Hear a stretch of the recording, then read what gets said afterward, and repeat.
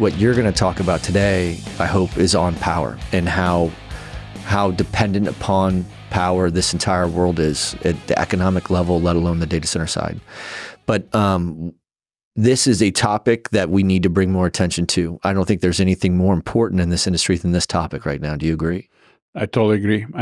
And with the risk of sounding a little bit melodramatic, I still dare to say that we are experiencing a great risk to our economy, to our way of life, because of what you call power and energy. And we have been in that situation for a long time, but what's putting us into a corner right now is AI, right? Yes, yeah, but it's not only AI. If you look around, all the manufacturing that's coming back to the United States, obviously the EV industry and all the charging stations that are using enormous amount of power also, and also the AI. But the numbers are staggering, absolutely staggering. If you look at the projections, only a year or 2 years ago, the great growth for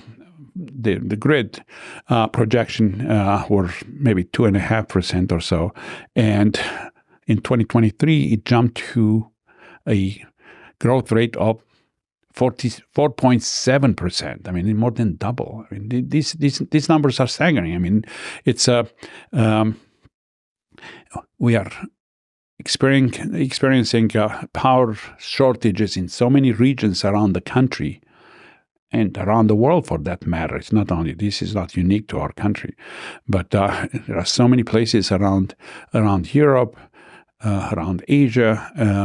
There are moratoriums prohibiting the construction of new data centers simply because their municipalities, cities, countries are concerned that this enormous power demand growth will jeopardize the ability to... Give some examples. We know Northern Virginia has started doing a clawback. Ireland shut down as a country. We're seeing this all over the world right now, right? Yeah, Ireland is a great destination. There is no real power, but there is a lot of on-site generation and distributed generation. But there are shortages in Frankfurt and in Paris and in London and in Amsterdam. Europe is running short of locations. You see now a lot of data centers being built in Spain, for instance, and nobody built data centers 10 years ago in Spain. In these countries, that's exactly the same. There is, it's interesting that there are. Approximately last year, there were 2,000 applications for interconnects.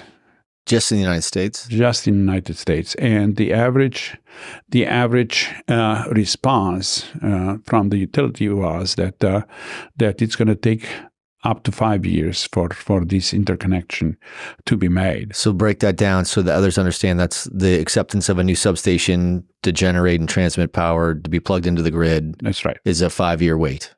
It's a 5-year wait or longer. And it's not necessarily a generation issue. It's more of a transmission and distribution system issue. But obviously AI and data center in general have made an enormous contribution to this situation.